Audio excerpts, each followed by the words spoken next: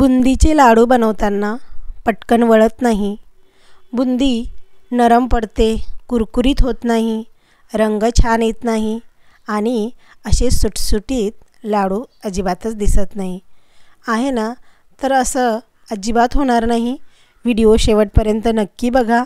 लाडू अगदी छान बनतील, कारण यामध्ये टिप्स आणि त्याचबरोबर अगदी सोपी पद्धत सांगितलेली आहे. त्यामुळे लाडू अगदी छान होतील.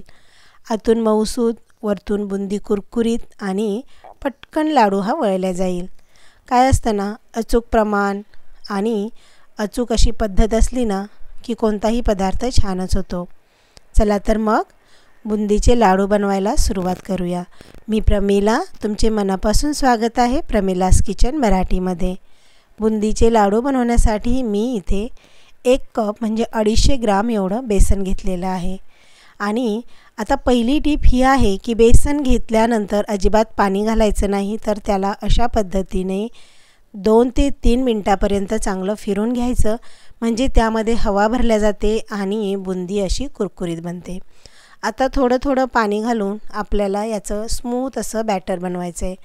हे बॅटर बनवत असताना काय करायचं, एकाच डायरेक्शनमध्ये याला चांगलं फेटून घ्यायचं. आता फेटण्यासाठी तुम्ही चम्मच किंवा इतर कोणतंही तुमच्याकडे असं फिरवण्यासाठी भांडं असेल तर त्याने तुम्ही फिरवू शकता. तर हे जे बॅटर आहे हे 2 ते 3 मिनटापर्यंत चांगलं असं फेटून घ्यायचं. आणि व्यवस्थित असं फेटून झालं की यामध्ये ना एक बबल्स येतात. हे बबल्स आले ना म्हणजे असं समजायचं की बॅटर जे आहे ना ते आपलं रेडी झालेलं आहे. तुम्ही जेव्हा 2 ते 3 मिनटापर्यंत चांगलं हे फेटाल तेव्हा अशा पद्धतीचे बबल्स यावर येतील.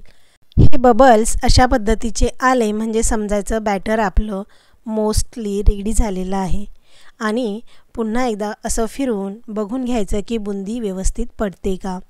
तर बुंदी ही व्यवस्थित पडतीये, बॅटर अगदी व्यवस्थित रेडी झालेलं आहे. आता ही बुंदी बनवत असताना आपल्याला 3 प्रकारची बुंदी बनवायची आहे. तर त्यासाठी ना सगळ्यात आधी मी इथे हिरवा रंग घेतलेला आहे.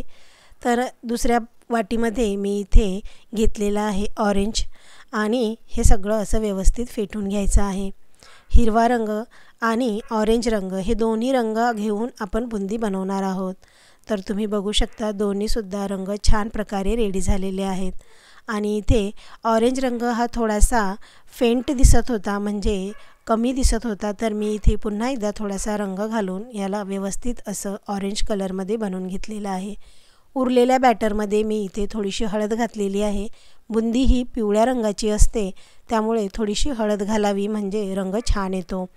तर चला मग इथे तेलसुद्धा चांगलं कडक गरम झालेलं आहे. आता बुंदी कशाने बनवायची, तर बरेच जण एक झारा घेतात किंवा एक पर्टिक्युलर असं भांडं घेतात. तर इथे अजिबात नाही. स्टीम करण्यासाठी मी इथे ही चाळणी वापरते. तर हीच स्टीम करण्यासाठी वापरलेली चाळणी, त्याने मी बुंदी बनवत आहे. तुम्ही बघू शकता. तर या चाळणीने बनवलेली बुंदी अगदी परफेक्टली खाली पडत आहे, तुम्ही बघू शकता. आणि अजिबातच तुम्हाला झारा किंवा असं बुंदी बनवण्यासाठी वेगळं काहीतरी भांडं आणायची अजिबातच गरज नाही. स्टीमरने किंवा स्टीम करण्यासाठी वापरल्या जाणारी चाळणी हे घेऊनसुद्धा तुम्ही अगदी परफेक्ट गोल अशी बुंदी बनवू शकता. तर अशी दाणेदार अशी बुंदी आपली रेडी झालेली आहे, तुम्ही बघू शकता. आणि छान असा ऑरेंज रंगसुद्धा आलेला आहे. तर सगळ्यात आधी मी इथे ऑरेंज रंगाची बुंदी जी आहे ती तळून घेतलेली आहे. आता काय आहे ना, बुंदी टाकत असताना तेल हे थोडंसं जास्त गरम असायला हवं, म्हणजे काय होतं ना, बुंदी पडल्यानंतर ती एकमेकांना चिपकत नाही, लगेच वेगवेगळी होते. आणि मग जेव्हा पूर्ण बुंदी टाकून झाली की मग लगेच काय करायचं की गॅसची जी फ्लेम आहे ना ती लो करायची आणि त्यावर बुंदी ही मस्त तळून घ्यायची, म्हणजे बुंदी कुरकुरीत होते.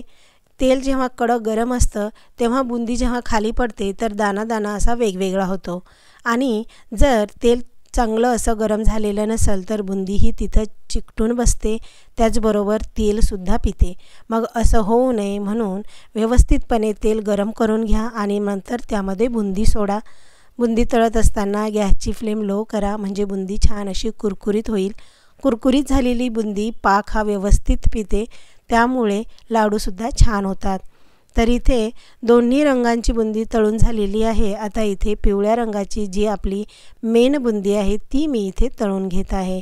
तळण्यासाठी तुम्ही तेल तूप दोन्हींचाही वापर करू शकता किंवा फक्त तुपामध्ये तळून घ्याल तर अगदी उत्तमच, अगदी छान होते बुंदी, चवीला खूप छान लागतात लाडू। तर इथे ना बुंदी जी आहे ती तळून झालेली आहे, तुम्ही बघू शकता। अगदी छान असा रंग आलेला आहे बुंदीला, म्हणजे अगदी परफेक्ट असा। तर हा हिरवा रंग व्यवस्थित असा रेडी झालेला आहे। ऑरेंज रंगाची बुंदीसुद्धा अगदी व्यवस्थित फ्राय करून झालेली आहे आणि ऑरेंज रंगसुद्धा अगदी व्यवस्थित आलेला आहे। ह्या दोन्ही रंग अगदी थोडे थोडेच यूज करायचे, म्हणजे लाडू दिसण्यासाठी अगदी छान दिसतात। आणि पिवळी बुंदीसुद्धा व्यवस्थित अशी तळून झालेली आहे। आता काय ना, रंगाची जी बुंदी असते तिची क्वांटिटी कमी ठेवायची आणि पिवळी बुंदी जी असते तिची क्वांटिटी जास्त ठेवायची, म्हणजे लाडू ना दिसायला छान दिसतात। तर इथे आता आपण पाक बनवायला ठेवूया। पाक बनवण्यासाठी मी इथे 200 ग्राम एवढी साखर घेतलेली आहे। आता यामध्ये पाणी कसं ॲड करायचं, साखर ही तळाला व्यवस्थित पसरून द्यायची आणि साखर बुडेपर्यंत यामध्ये पाणी ॲड करायचं।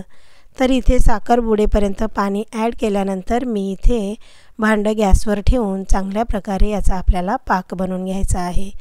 तर इथे ना चांगली उकळी आलेली आहे पाकाला। आता पुन्हा एकदा आपण याला 2 ते 3 मिनिटापर्यंत चांगलं शिजवून घ्यायचं आहे। आता हा पाक रेडी झालेला आहे, यामध्ये घालायची आहे बुंदी। तर एक एक करून सर्व बुंदी आपण यामध्ये घालणार आहोत।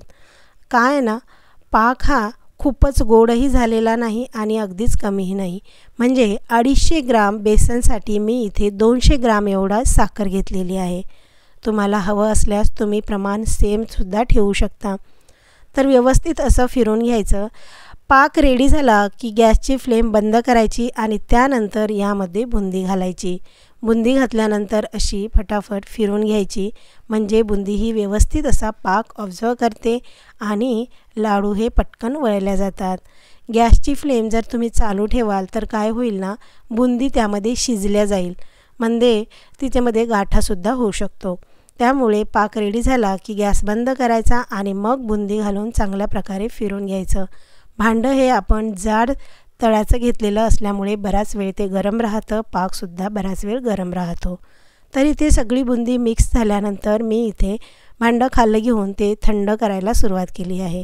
थोडंसं नॉर्मल होईपर्यंत आपण याला व्यवस्थित असं फिरवून घ्यायचं। अजिबातच लाडू वळताना सुटणार नाही, कारण पाक हा व्यवस्थित झालेला आहे आणि बुंदीसुद्धा पाकामध्ये व्यवस्थित अशी मुरलेली आहे। चला तर लाडूसुद्धा वळून घेऊया। तर मी ना इथे लाडू वळायला घेतलेला आहे। अगदी व्यवस्थित असा लाडू वळला जात आहे। तुम्ही बघू शकता अगदी परफेक्टली असा लाडू रेडी झालेला आहे। अजिबात सुटत नाही आणि बुंदी अजिबात वेगवेगळी होत नाही। परफेक्टली असं मेजरमेंट, म्हणजेच अचूक प्रमाण असलं, अचूक पद्धत असली की लाडू अगदी छान होतात। तर इथे सगळे लाडू मी वळून घेतलेले आहेत आणि एकही लाडू अजिबात सुटलेला नाही, अगदी व्यवस्थित झालेले आहेत। जर तुम्हाला ही रेसिपी आवडली असेल ना तर एक लाईक नक्की करा आणि चॅनलवर नवीन असाल तर चॅनलला सबस्क्राईब करा। आणि लाडूची रेसिपी कशी वाटली किंवा दुसरी रेसिपी तुम्हाला कोणती बघायची कमेंट बॉक्समध्ये नक्की सांगा।